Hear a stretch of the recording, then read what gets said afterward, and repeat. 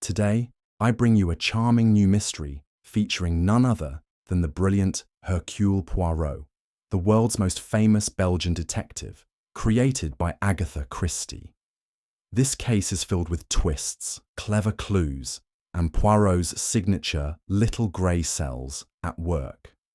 Make yourself comfortable, and let's unravel this elegant puzzle together. And if you'd like, leave a quick comment and tell me where you're joining from. It's always a pleasure to know where our little detective community is tuning in from. Now let's get started. It was on a crisp September morning that I found myself once again in the charming company of Hercule Poirot, my old friend and the most brilliant detective Belgium, or the world for that matter, had ever produced. We had taken a short leave from London and were spending a few days in the quiet countryside near Bath. It was meant to be a restful escape, though I should have known better than to expect peace when in the orbit of Poirot.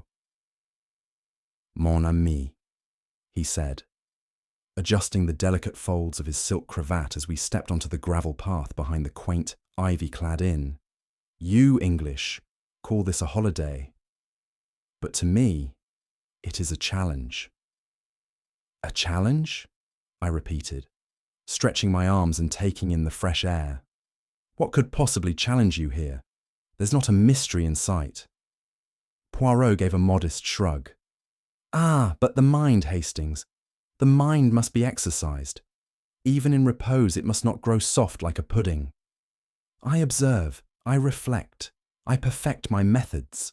And you," he gave me a pointed look, "you enjoy the countryside and continue to think with your heart." I chuckled, not quite sure whether to take offence.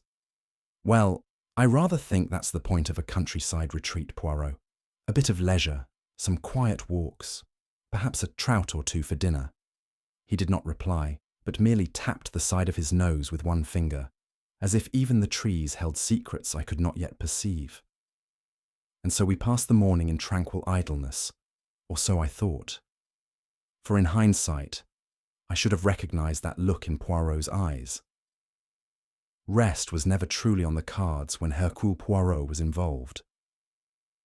It was just after luncheon, and I was leafing through the Bath Gazette in the drawing-room of the inn, when the proprietor approached us with a silver tray and a single cream-coloured envelope. "A note for you, Monsieur Poirot," he said, bowing slightly. "Delivered by hand, sir, from Hallow Grange." Poirot opened the envelope with the precision of a surgeon. Inside was a short but elegant note, written in a woman's graceful hand. He read it silently, then passed it to me. "Monsieur Poirot, Colonel and Mrs. Margrave, would be honoured if you and your companion would join them for tea at Hallow Grange this afternoon. We would greatly appreciate your presence. Lady Evelyn Margrave." I raised an eyebrow. "Colonel Margrave. I've heard the name. Retired from the army, I believe. Recently inherited the old Grange from his uncle." Poirot's eyebrows lifted. "And yet, they have heard of me. Curious, n'est-ce pas? Why should one invite a detective to tea?" "Well," I ventured, "perhaps they're simply being neighbourly." Poirot shook his head gently. "Non, mon ami. People are not in the habit of inviting Hercule Poirot merely for polite society. There is always a reason."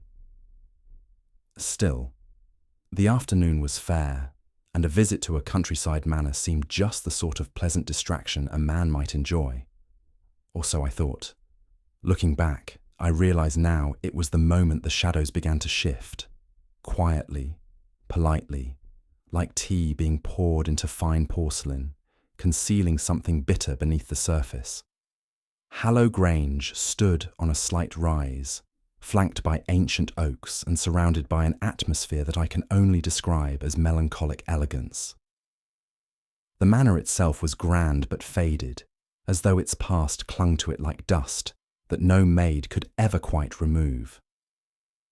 We were met at the door by Lady Evelyn Margrave, a young woman of graceful bearing and intelligent eyes, though there was a tension in her smile that did not escape Poirot's notice. Behind her stood Colonel Margrave, tall and weathered, with a soldier's posture and a stare that gave the impression he saw everything and trusted nothing. Mrs. Margrave, his new and strikingly younger wife, greeted us with a smooth, practiced charm. But it was Evelyn who held our attention as we were led to the drawing room for tea. "It's very kind of you to come," she said. "I've read about Monsieur Poirot, of course. I thought perhaps he would enjoy visiting a place with such rich history."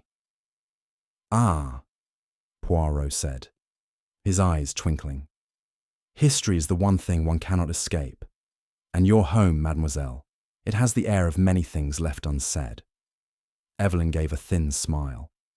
"Locals call it the House of Shattered Vows, a name inherited from a series of tragedies, weddings that ended poorly. My own wedding is to be held here in 3 days." "A bold choice," Poirot murmured. "Oh, I don't believe in curses," she said quickly. But her hands trembled as she poured the tea, and Poirot noticed. We had just begun to enjoy our second cup of tea when Lady Evelyn excused herself from the room, murmuring something about fetching a wedding sample from the upstairs parlour. She was gone no more than 5 minutes, but when she returned, the change in her expression was unmistakable. She clutched a single sheet of paper, creased at the corners and visibly trembling in her hands. Her face had gone quite pale. I'm sorry," she said quietly, addressing the room at large, but looking straight at Poirot. "This was slipped under my door, just now." Poirot rose with a gentle motion, ever the gentleman. "May I?" he asked. She handed him the paper without a word. I leaned over his shoulder to read it, and a chill crept down my spine. The message was written in block capitals, carefully formed but deeply unsettling. "The house consumes those who promise love within its walls. If you value your life, do not say your vows beneath its roof." "Good heavens," I muttered. What lunatic would write such a thing? Poirot held the note delicately between thumb and forefinger, as if afraid it might burn him. "The paper is ordinary. The ink is fountain pen, but not of exceptional quality. Yet the tone, Hastings, it is not the ranting of a madman, no. It is the cry of one who believes." Lady Evelyn gave a strained smile. "It's superstition. The house has always had stories." Poirot's eyes narrowed. "Yes, and stories, mademoiselle, often contain within them the seeds of truth." He folded the note carefully.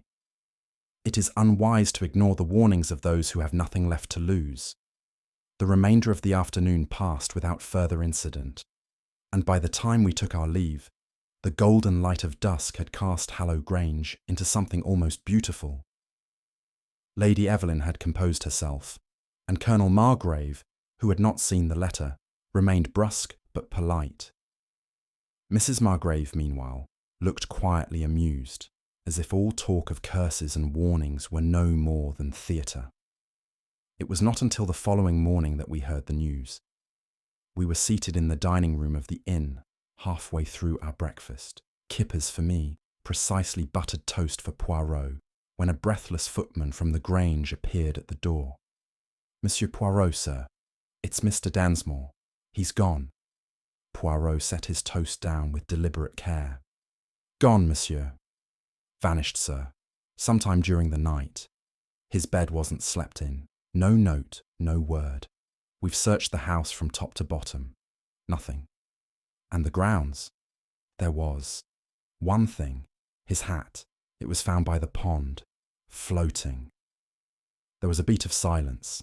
I felt a curious tightening in my chest. Poirot rose slowly.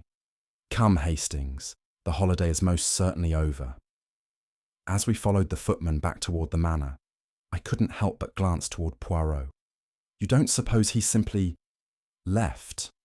Poirot's brow furrowed, eyes distant. "Non, mon ami. Lovers do not leave without goodbyes, not when the vows are days away." He glanced upward, where clouds gathered heavily over Hallow Grange. "Number something far more elaborate is at play here." We returned to Hallow Grange under greyer skies than before. The atmosphere of the house, once merely sombre, now seemed watchful, like walls holding their breath. Colonel Margrave met us at the door with a gruff nod, his manner stiff with a soldier's self-control, though I noted the slight twitch at his jawline when Charles Densmore's name was mentioned. "Mrs. Margrave has had your rooms made up," he said curtly, ushering us inside. "Lady Evelyn insisted you remain with us, at least until this blasted business is resolved." "C'est très aimable," Poirot replied graciously. "It is often better, Colonel, to observe the scene of the drama from within the theatre itself." We were shown to adjoining rooms on the upper floor. Mine overlooked the garden maze, still damp from morning dew. Poirot's faced the eastern lawn and the chapel beyond. He stood at the window a moment, then turned to me. "You see, Hastings," he said softly, "the house is very old. Old houses are like old souls. They remember things." "I dare say it remembers a few old boots," I replied, setting down my bag. "But I doubt it had anything to do with Charles vanishing." "Perhaps not, but observe. When the event is strange, the surroundings are rarely neutral. They are part of the canvas." We descended to the drawing room, where tea had been laid out once more. Lady Evelyn, pale but composed, awaited us. Behind her loomed a portrait of her grandfather in full regimental uniform, a stern reminder of family pride. Poirot leaned in and murmured, "Now, Hastings, we watch. We listen, and we observe what others choose to reveal by what they do not say." With that, the investigation began, not with magnifying glasses or fingerprint dust, but with the gathering of personalities, of tensions, of quiet lies hidden in polite speech. Our host, Colonel Godfrey Margrave, took it upon himself to conduct the introductions with military briskness. He stood near the mantelpiece, one hand behind his back, the other gesturing as each household member entered the room as though part of a formal inspection. "Lady Evelyn, of course, you've already met," he said. Evelyn inclined her head politely, though her eyes, ringed with tiredness, seemed to be watching Poirot with quiet intensity. Poirot bowed slightly. "And may I say, mademoiselle, your composure is admirable." She smiled faintly, though I noticed her fingers were twisting a lace handkerchief into knots. The next to enter was Dorothy Plimpton, the housekeeper. She was a woman of indeterminate age, somewhere between 50 and 70, with a stiff back and even stiffer lips. Her grey hair was tied back severely, and she regarded us with suspicion, barely disguised by civility. "Miss Plimpton has served this household since my uncle's time," said the Colonel. "She knows every corner of this house better than I do." "A privilege, madame," Poirot said with a courteous nod. "To be the keeper of a house's memory, that is no small thing."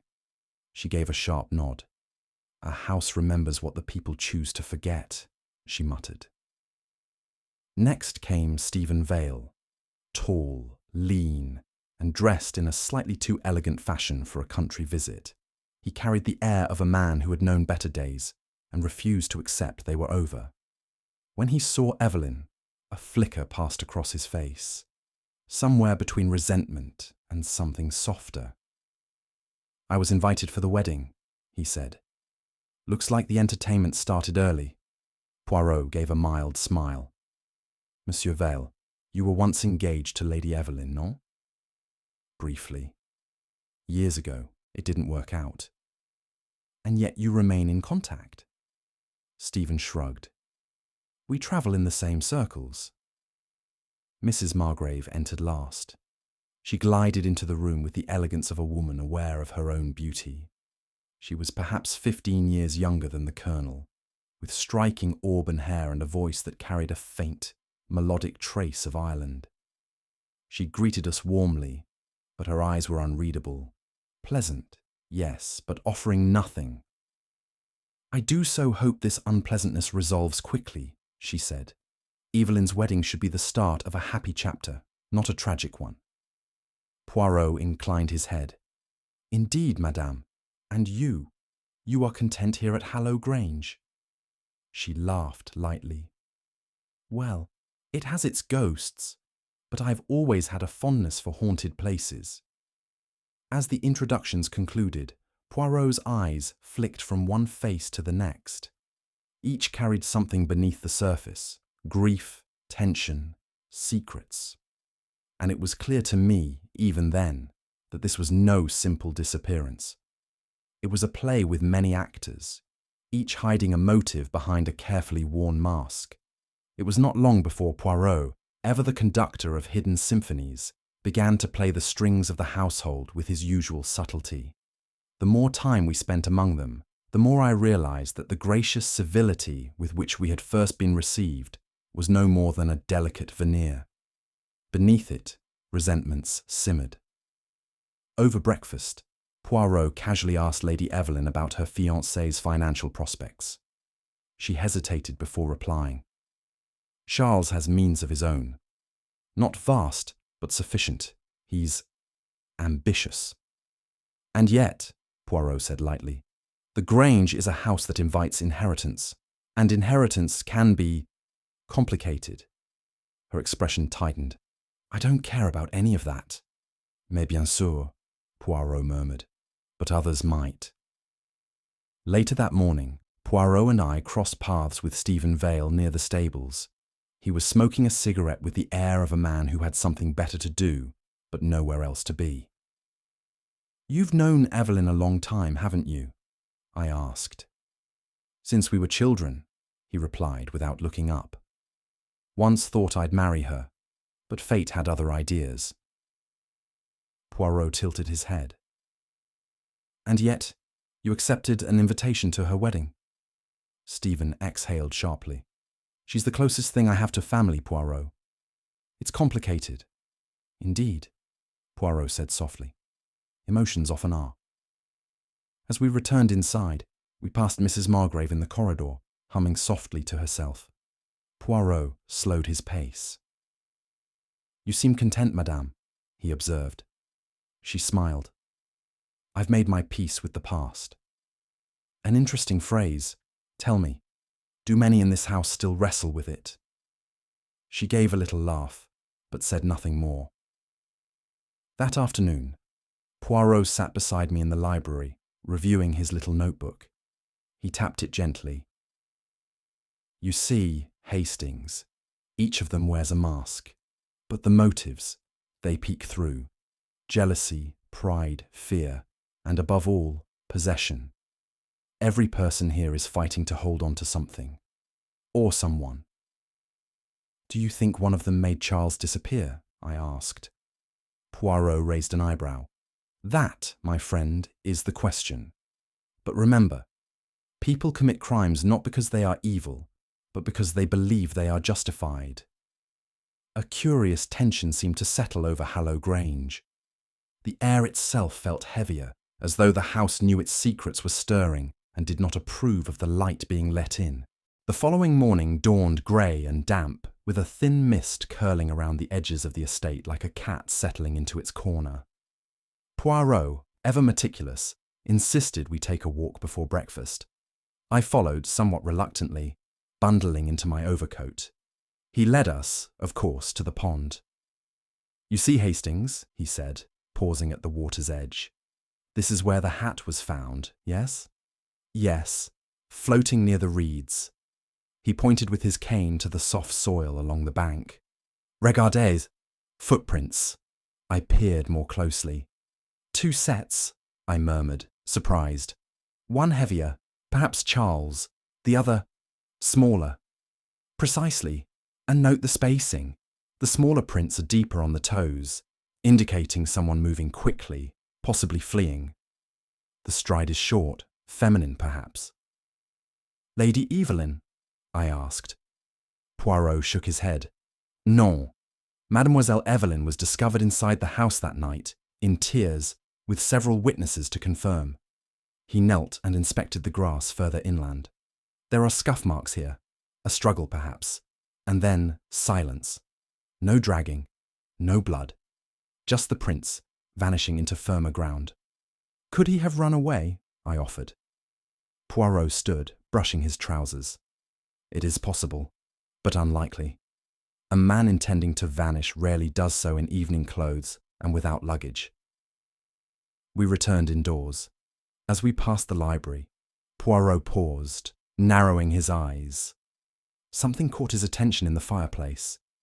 He stepped closer and reached in with the brass tongs. From beneath a blackened log, he withdrew a torn piece of leather, half of a glove singed around the edges. "Well, well," he murmured, turning it over in his hand. "A lady's glove, and recently burned. Why destroy it in haste, and why only one?" I frowned. "You think it belonged to—" "Let us not think. Let us observe. The stitching is hand done. Expensive. But look here. There is something on the inside. A thread, blue." He plucked it out delicately. "Wool. A fibre not from the glove, but from something it touched, perhaps a garment or a rug." "Is this evidence?" I asked. Poirot smiled. "Evidence is merely a story waiting to be read, Hastings. But this—" He held up the glove fragment. "This is a sentence. Someone here has tried to erase a line of truth." He tucked the glove into an envelope and placed it in his coat pocket. "We must not forget, mon ami, that lies leave traces. Always." As we left the library, I glanced back at the fireplace. There, half buried in the ashes, I thought I saw the corner of another scorched item. A ribbon, perhaps, or a note. But Poirot did not stop. It was just after luncheon when Poirot asked to examine the guest registry, an unremarkable request, or so I thought. The leather-bound volume had rested unnoticed on a side table in the entrance hall, its pages filled with neat signatures from occasional visitors, tradesmen, and wedding guests arriving early. The butler, one Mr. Greaves, brought it to us without hesitation. Poirot turned the pages carefully, scanning each name with his usual fastidious attention. "Mon ami," he said, pausing mid-flip. "Observe here." He tapped the margin beside an entry written 3 days prior. "Mr. Alan Redford, London." "I don't recall meeting a Mr. Redford," I said, frowning. "Nor have I," Poirot replied. "And yet he signed in. According to Greaves, guests are only recorded if they stay or dine. Therefore, someone by this name, or claiming it, entered the house." We inquired with Greaves again, who after a moment of thought replied, "I vaguely recall a gentleman asking for Lady Evelyn. She wasn't at home, and he said he'd wait in the drawing room for a few minutes. I brought him tea. After that, I assumed he left. No one saw him again?" "Not that I know of, sir." Poirot's expression darkened. Later that afternoon, he asked Lady Evelyn about the name. She paled. "Redford? Alan Redford. That's impossible. He died years ago." "You knew him?" She nodded slowly. "He was a friend of Charles. They attended university together. There was some falling out. Charles refused to speak of him." Poirot sat back, steepling his fingers.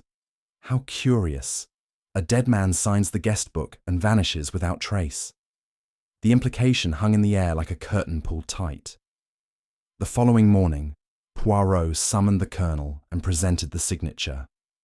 "This is not a mere prank," he said gravely. "It is a performance, a mask worn with purpose." The colonel was unconvinced. "It could be a coincidence, a man using the same name." Poirot shook his head. "Number." "The timing is too precise.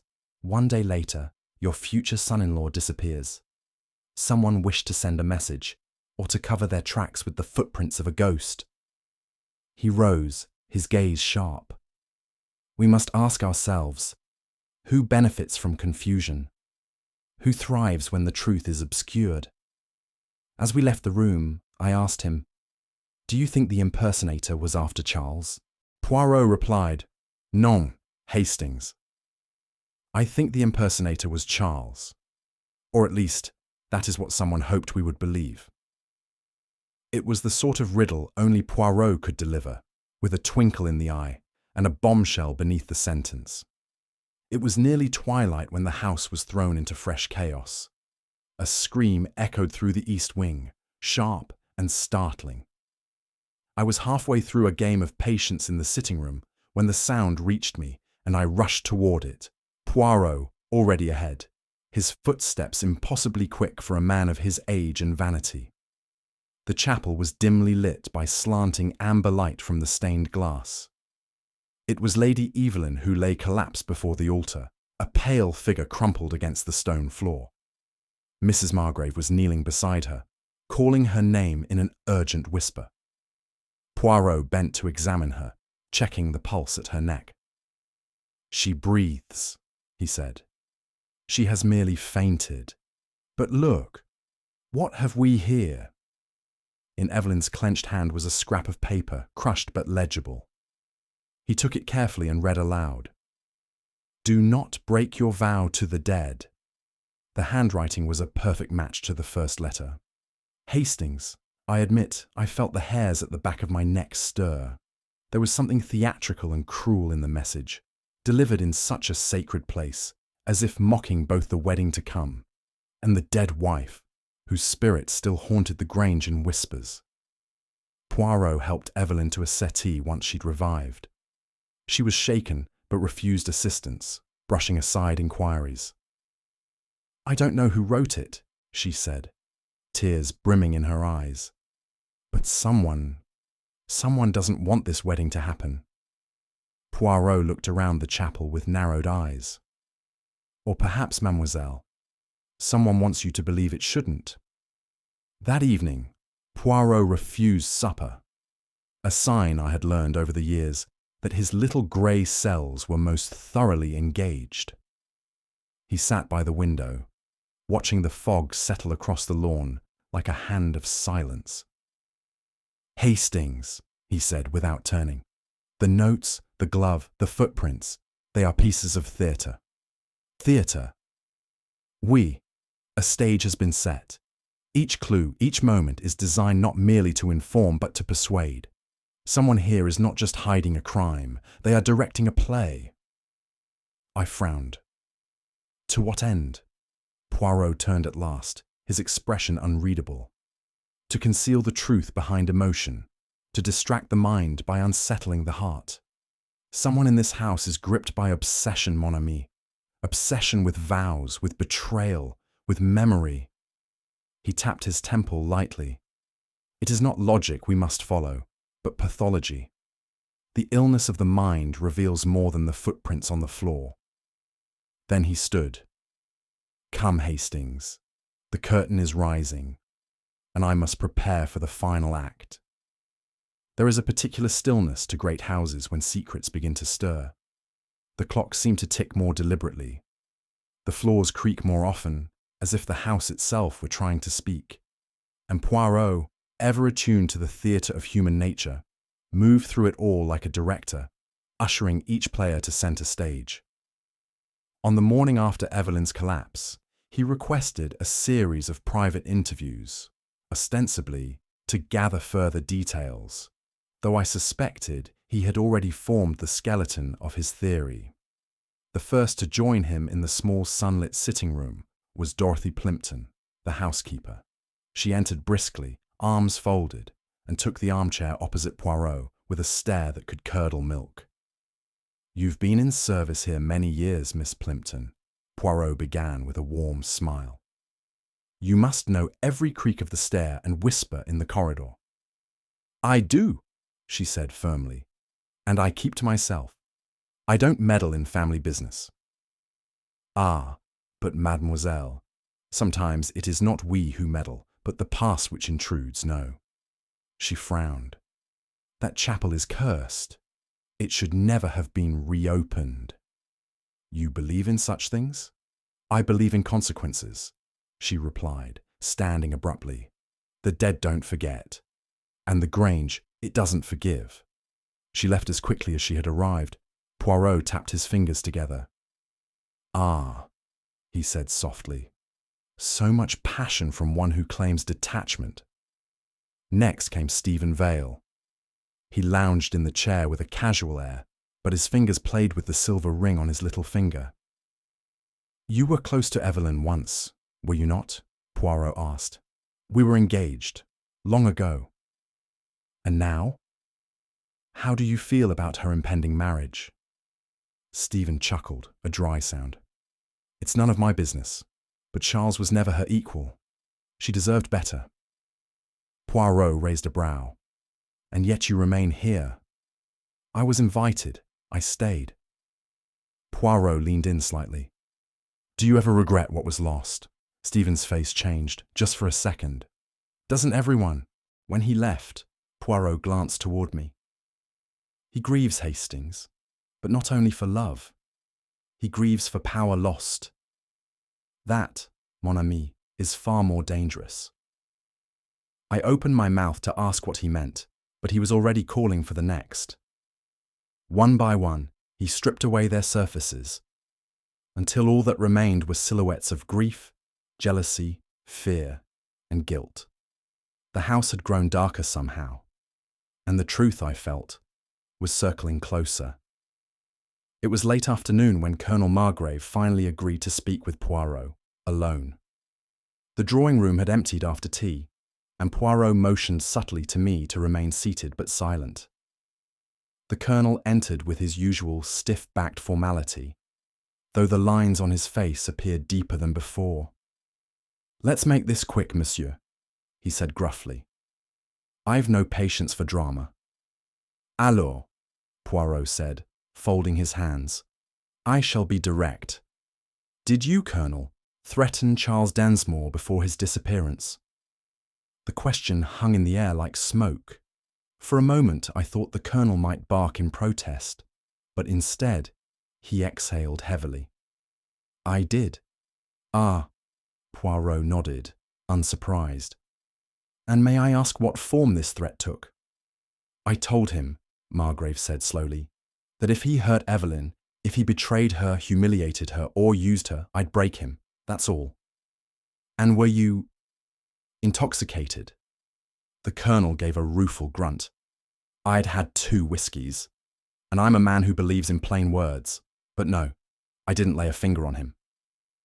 "Yet he vanished," Poirot said gently, "after a warning and a quarrel." Margrave's eyes narrowed. "Are you accusing me, monsieur?" "No, I am observing. There is a difference. You are a man who values control, yes?" He did not respond. Poirot continued, "And when control is threatened, such men sometimes act, not from malice, but from fear." "I said what I said," the Colonel muttered. "But I didn't harm the boy." Poirot gave a small bow of the head.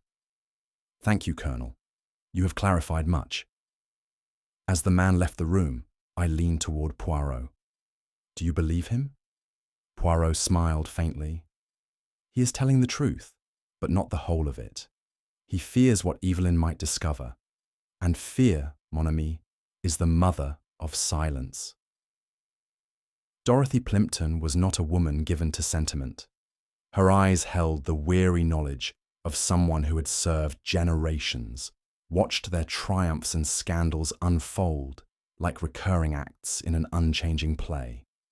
But when Poirot invited her once again into the sitting room, this time to speak privately about the history of Hallow Grange, there was a flicker of something else behind her eyes. Caution, perhaps, or memory, he began gently. "You spoke before, mademoiselle, of the past, of the chapel, of things better left undisturbed." She sat stiffly in her chair. "I did, and I meant it." Poirot nodded. "Then tell me, if you please, about the Colonel's first wife." There was a pause. Dorothy's hands clasped tightly in her lap. She was a quiet woman, not flashy, not like the new one. Her mouth twisted slightly. Mrs. Elizabeth Margrave married the Colonel when he was just returning from the service. She had no people of her own. Always seemed fragile. Poirot leaned forward. "And her end?" "There was an accident." Dorothy's face hardened. "She fell down the chapel stairs, late at night, said to be an accident, but I've always thought there's a difference between falling and being pushed. Poirot's gaze sharpened. Was there trouble between them? Not openly, Dorothy whispered, but she'd grown fearful, pale. She said once to me, "This house punishes love, Dorothy. It punishes it." She rose then, abruptly. "That's all I'll say. Let the dead rest, or they'll rise." As she departed, Poirot turned to me. "A curious turn of phrase, n'est-ce pas? The house punishes love." "It sounds like superstition," I muttered.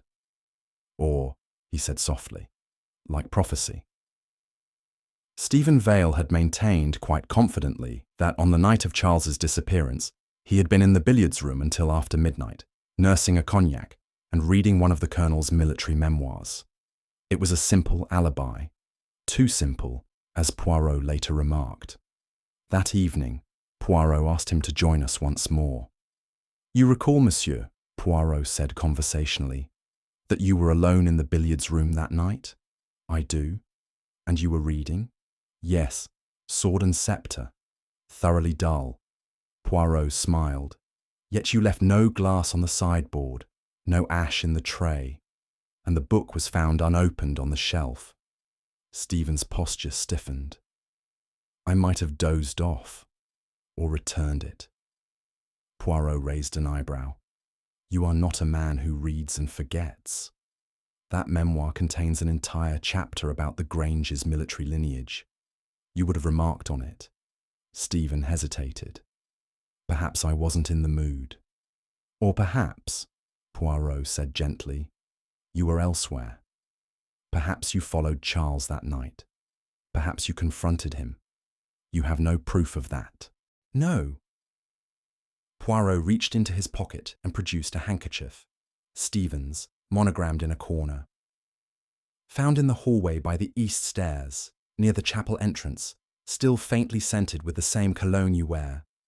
Stephen's jaw clenched. "I went out to clear my head. I didn't see Charles. I didn't hurt him." Poirot bowed slightly. "Of course, monsieur, but it is not what you saw that matters. It is what you chose to hide." As Stephen stormed out, Poirot turned to me. "He lies not to protect himself, Hastings, but someone else." There was something unsettlingly perfect about Mrs. Margrave. Her composure never faltered, her smile was never out of place, and her answers, when questioned, were always just detailed enough to sound sincere, yet never so specific as to be revealing. Poirot noticed this, of course. He notices everything. He invited her for a walk in the rose garden, an offer she accepted with graceful ease, slipping her arm through his as though it were her own idea. "Madame," he began pleasantly, "you are a woman of refinement. You must feel very out of place here, non?" She laughed, low and musical. "Not at all, Monsieur Poirot. I rather enjoy the atmosphere. The whispers, the romance of old tragedy. I've always had an affinity for places with a story." "Even stories of pain? Of shattered vows, as they say?" Her smile widened. "The house has its legends, but a woman does not let legends dictate her happiness." "Ah, but sometimes," Poirot said softly, "it is the woman who writes the legend." She paused then, just for a moment, before continuing.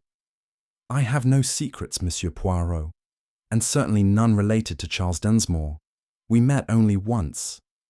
"And yet," Poirot said, with a slight tilt of the head, "you knew the precise year his father died, and that his sister had scarlet fever as a child."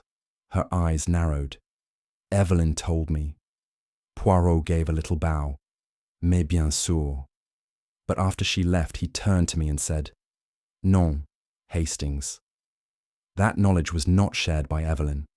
It was spoken as if remembered. Madame Margrave has watched this family far longer than anyone realizes. "Do you think she's involved?" "Let us say," he murmured, "that she is no stranger to theatre, and she knows her part well." We were in the attic when Poirot made the discovery, a cramped, dusty space above the east wing, filled with forgotten trunks and the detritus of generations. Lady Evelyn had mentioned a box of old family documents, and Poirot, ever drawn to the buried past, insisted we inspect them. It was I who lifted the lid of the final trunk, and inside, wrapped in fading silk, was a leather-bound diary. Poirot handled it like a relic. Initialed E.M., he murmured, Elizabeth Margrave. He opened the cover and began to read. I watched the flicker of expressions on his face as he turned the pages. It is written with restraint, he said softly, but beneath the surface, anguish. I leaned closer. The entries spoke of loneliness, of isolation, of a growing fear that her husband no longer loved her. He watches me with cold eyes, one page read. He blames me for the child we never had. I feel the walls closing in. I hear the chapel bells in my dreams, wedding bells turned to warning. Poirot read on in silence, then stopped at a particular line. His finger tapped the page. If he marries again, I will not rest. No vows spoken beneath this roof shall stand. I felt a chill at those words. Do you suppose she meant it? Whether or not she meant it, mon ami, Poirot said gravely. Someone else did. These words have become gospel to a mind that clings to revenge. He turned the final page. It was unsigned but marked with the date, 2 weeks before her death. I think, Poirot said slowly, that this diary never reached the Colonel. Perhaps it was hidden, or perhaps someone else found it first. You think Evelyn? Poirot shook his head. Number. But someone with access to this attic. Someone who reads obsession and sees opportunity. He closed the diary. In stories, Hastings, ghosts rise with rattling chains. In real life, they rise through inherited madness or cultivated belief. As we left the attic, I glanced back at the chest, and though I knew it was only paper, only ink, something about that diary felt watchful, as if the words within were still waiting to be fulfilled. Poirot had always suspected the house held more than met the eye. And on that overcast afternoon, as he traced his fingers along the wooden panelling of the library, his suspicion was confirmed. There is a draught here, he murmured. I stepped closer. Probably just old stonework. Non, Hastings, old houses are rarely symmetrical. And see here, this panel is newer than the others. With a deft motion, he pressed at a knot in the wood. The panel clicked.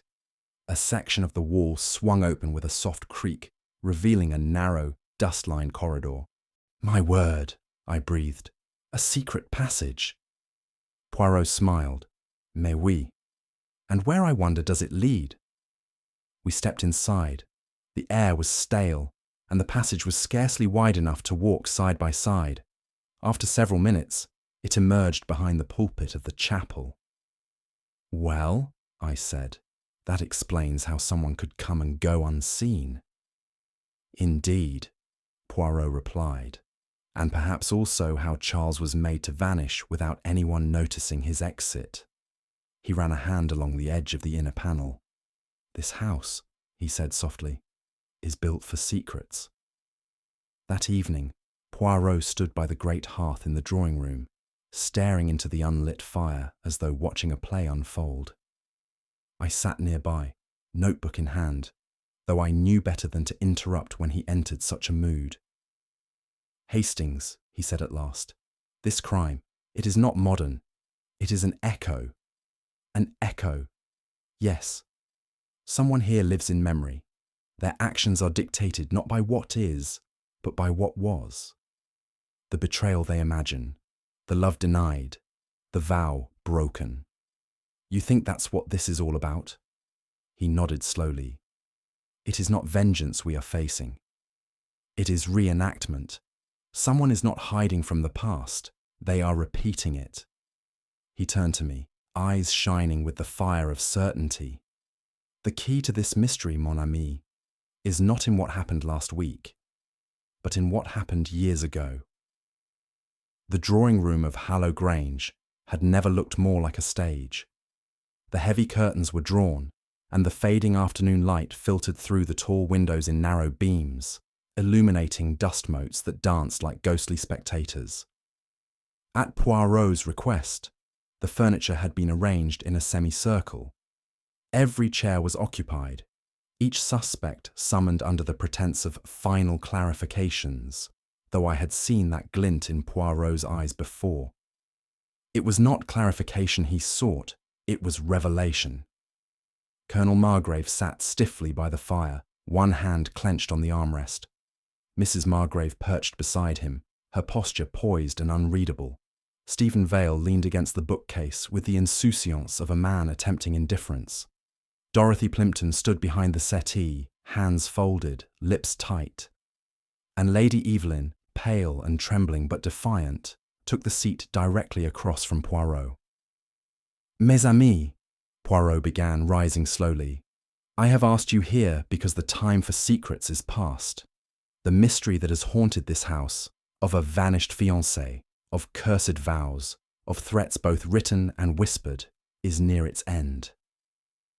A silence fell, thick as fog. Poirot folded his hands behind his back. "It is not my custom to accuse without understanding. You see, I have examined not only the actions of each of you, but the why. The psychology, mes amis, is everything." Hastings and I sat slightly off to the side. I had my notebook in hand, though I confess my pen hovered above the page more than it moved. I had the peculiar feeling one might experience at the theatre moments before the curtain rises. Poirot paced the carpet in deliberate steps. "The truth," he said quietly, "has waited long enough." Poirot took his time, as always, in orchestrating the reveal. It was not merely a performance, it was a slow peeling away of layers, a methodical dismantling of illusions. "Let us begin with the letters," he said. "The first, warning Lady Evelyn not to marry. The second, left beside her unconscious body in the chapel. These were intended to instill fear, but not at random. They were tailored to the mind of a woman already steeped in the legend of this house." He turned to Dorothy Plimpton. "You copied the handwriting, did you not?" Gasps murmured around the room. Dorothy blinked, then nodded slowly. I did." "And why?" She raised her chin. "Because someone had to stop it. The house, it punishes love. I thought, if she saw the danger, she might call it off." "But you did not write the original," Poirot said. "You copied it from a sample left in your quarters. An old envelope with identical penmanship. It was planted." She looked stunned. Poirot moved on. "Then there is the matter of the glove, half burned in the library fireplace. A woman's glove, with a blue fibre inside.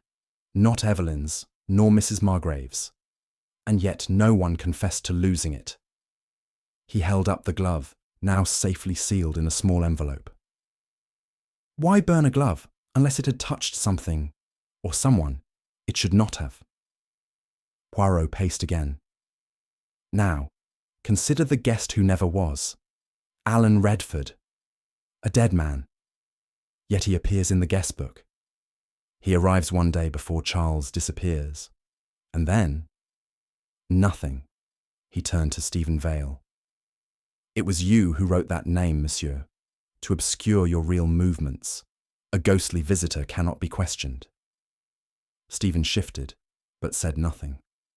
"You see," Poirot said softly, "this case is not about one lie, but many, layered, intertwined, and each leads us toward the heart." He paused dramatically. "To the one who built a theatre from grief, and made it a stage for vengeance." Poirot now turned fully to Stephen Vale, who had crossed his arms and adopted the look of a man who knows the game is almost up, but still hopes for a final play. "You claimed, monsieur, to have spent the night of Charles's disappearance in the billiards room," Poirot said. "Reading. Alone." Stephen gave a weary nod.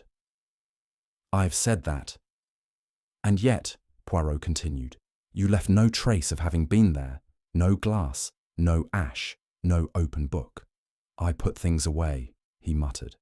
Poirot smiled faintly. Then let us speak of what you did leave behind. A handkerchief, monogrammed, found in the east corridor near the hidden door to the chapel. Stephen said nothing. Poirot pressed on. You say you did not speak to Charles that night. But Charles had received troubling news he had not yet shared. He intended to confront someone. And you think it was me? Stephen said sharply. I know it was you, Poirot said calmly, because Charles had discovered something you wished to keep buried. He stepped forward, voice quiet but clear. That you were once engaged to Evelyn is known, but what few here recall is that the engagement ended in scandal.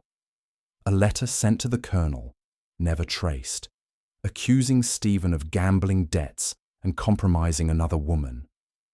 Stephen's eyes flared. That was never proven. But Charles had proof. He had the original letter. He found it hidden in a book in the library, one belonging to Evelyn's late mother, and when he confronted you, you panicked. Stephen's fists clenched. You did not kill him, Poirot said suddenly, because there was no murder. But you did help hide him. Gasps again.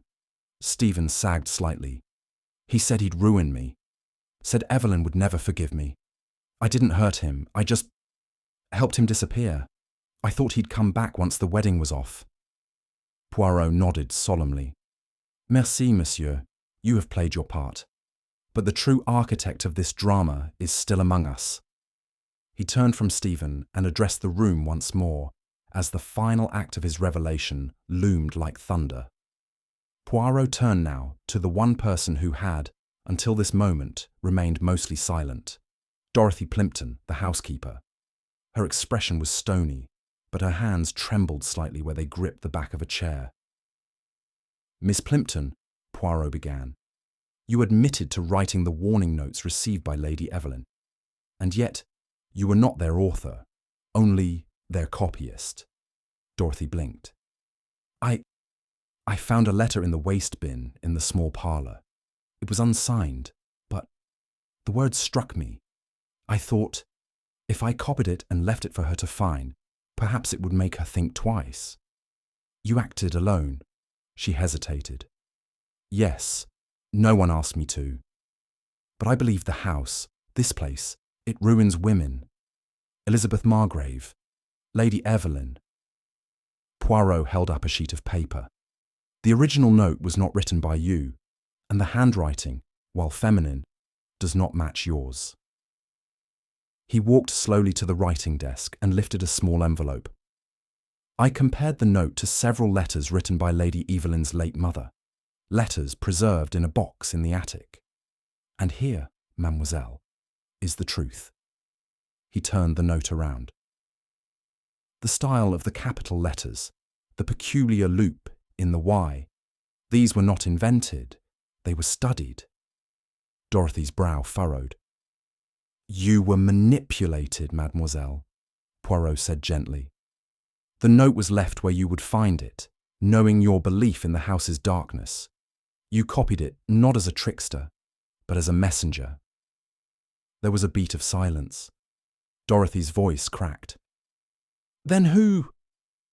Poirot's eyes turned slowly toward the woman who had said almost nothing since the gathering began.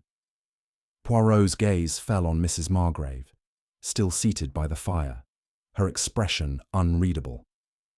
She did not flinch, nor offer any defense.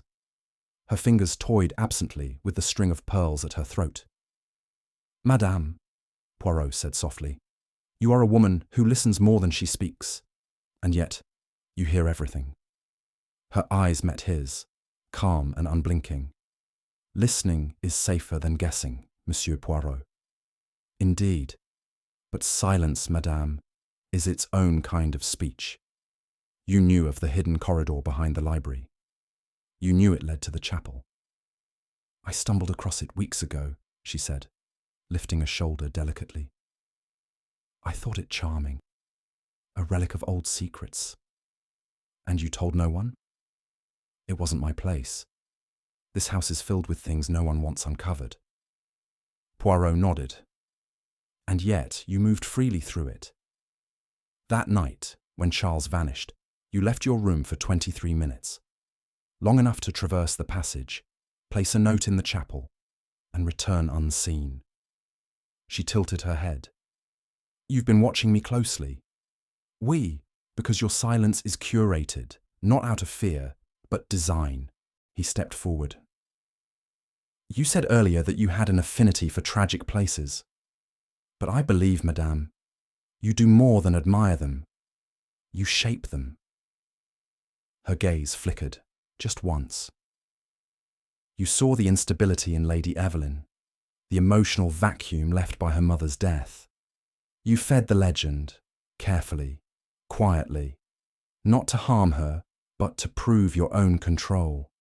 She stood slowly, her voice soft. You see a great deal, Monsieur Poirot, and you say very little, he replied. But what you do say always matters. Mrs. Margrave turned to the Colonel. You married a fool, she said coolly, but I was never blind. And then she sat back down. Poirot did not smile, but he nodded, almost respectfully. The final curtain has not yet fallen, he said, turning toward the hallway. There remains one actor, yet unseen. As Poirot's final words settled over the room, a chill seemed to pass through the assembled guests. Mrs. Margrave stared at him with an unreadable calm. Dorothy clutched the back of her chair. The Colonel sat rigid as a statue. But it was Lady Evelyn whose eyes flicked toward the hallway as though expecting something, or someone. Poirot raised one hand with a flourish. And now, mes amis, allow me to present the one whose absence has haunted this house. The door opened. For a moment, no one breathed. And then, Charles Densmore stepped into the drawing room. He looked gaunt, pale, but unmistakably alive. A gasp rippled through the room. Evelyn half rose from her chair, then sank back as if the floor beneath her had vanished. Poirot turned to the others. He was not dead, not vanished, not even far. He was held, in the family crypt beneath the chapel, drugged, restrained and hidden away like a shameful secret. Charles glanced around, eyes wide. I woke in the dark. I thought I was buried. I called out. No one came. Poirot stepped beside him. A sedative in his wine. He never left the Grange, and who better to hide him than someone who knew every key, every passage, every unguarded hour? All eyes turned toward Lady Evelyn. Poirot did not raise his voice. It was you who placed the note in the chapel. You who made use of the hidden corridor. You who planted clues, gloves, letters, stories of curses to lead us astray. Evelyn said nothing. Charles looked at her, disbelief etched across his face. Why? Evelyn, Poirot answered for her. Because she learned something, monsieur, something devastating, that you were already married. A secret marriage, long unacknowledged, never annulled. Charles flinched. I meant to tell you, but not before the wedding, Evelyn said coldly. Not before you dragged me into your lies. Poirot nodded slowly.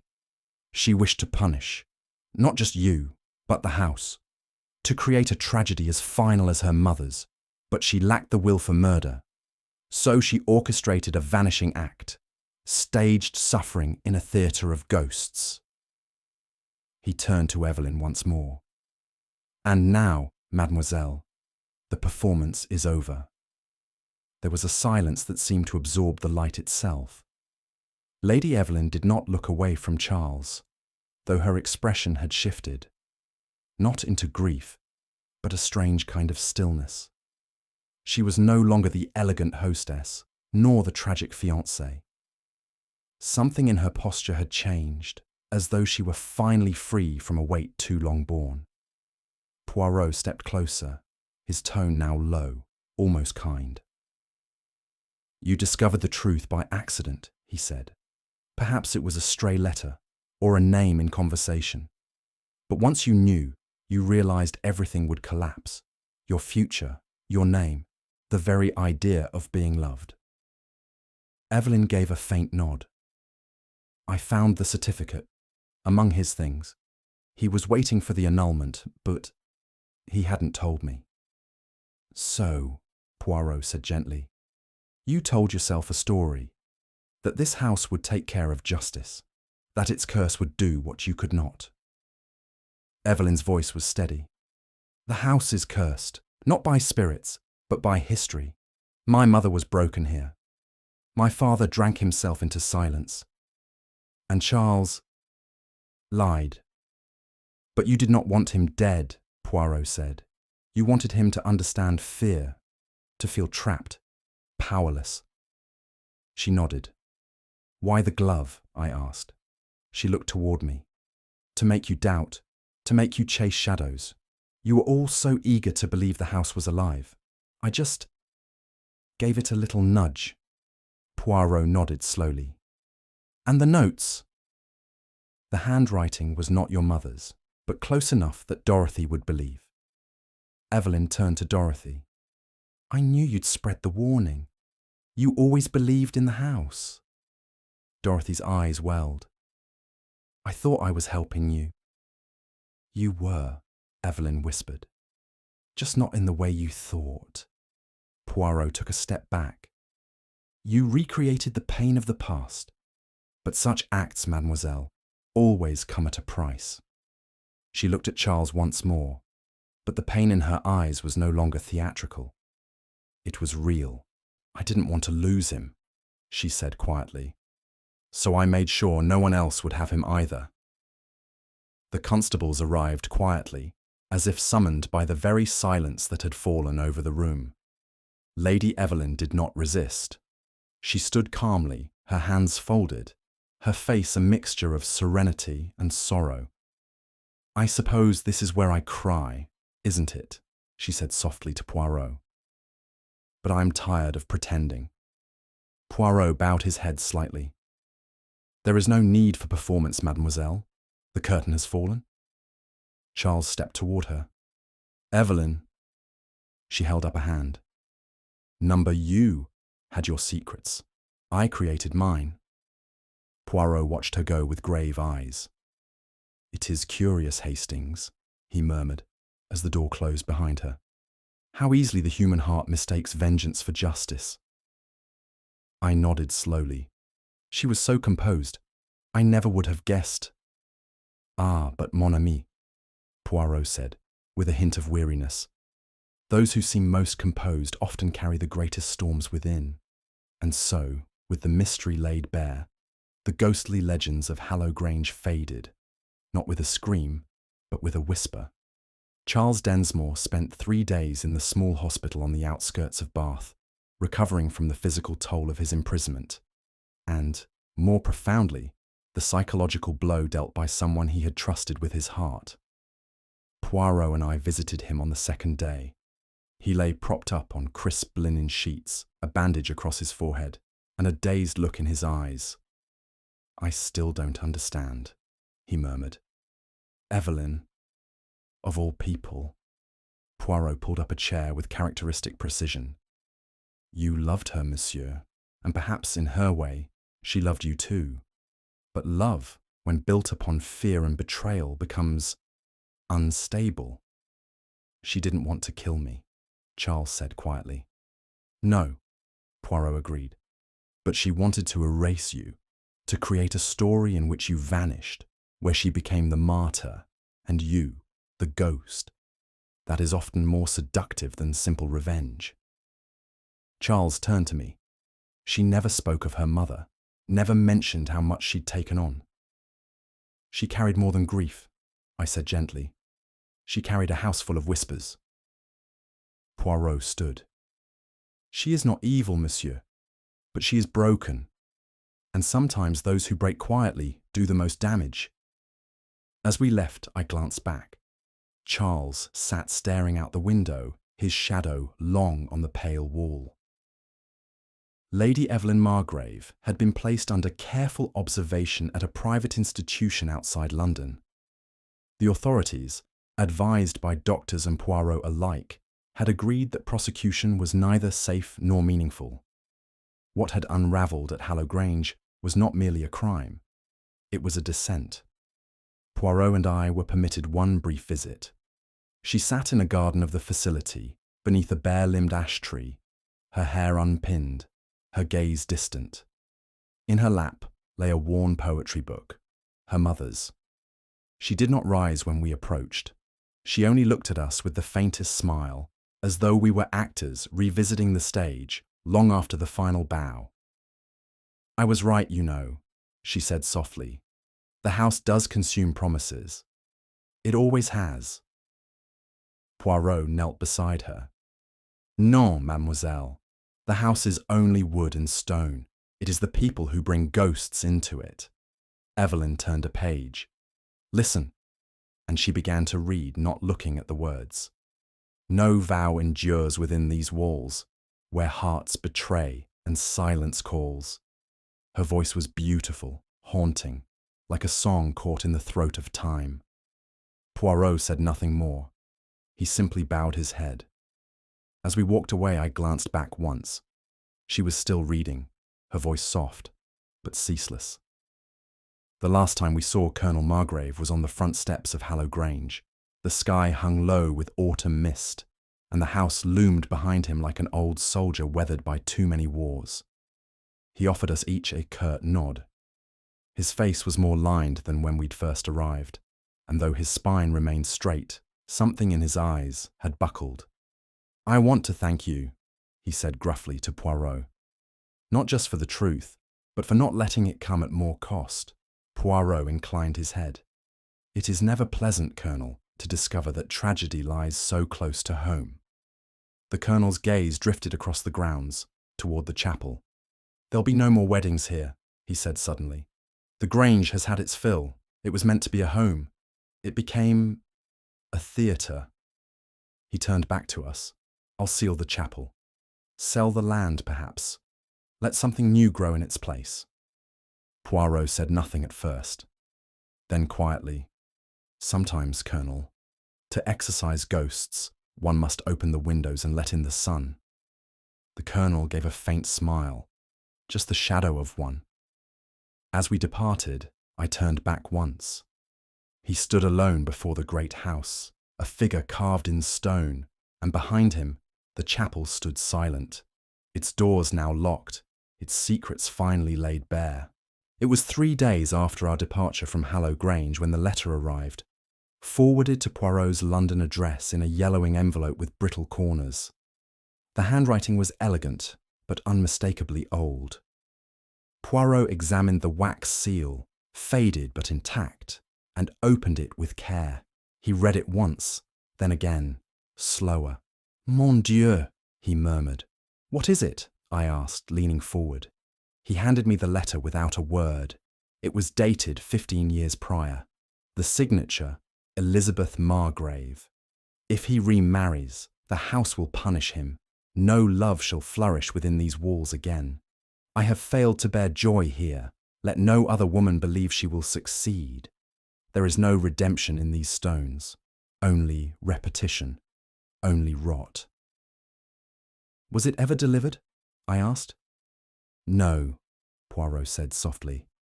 "It was found by the housekeeper, buried at the back of a drawer in the chapel vestry. She sent it to me just now, thinking it may matter."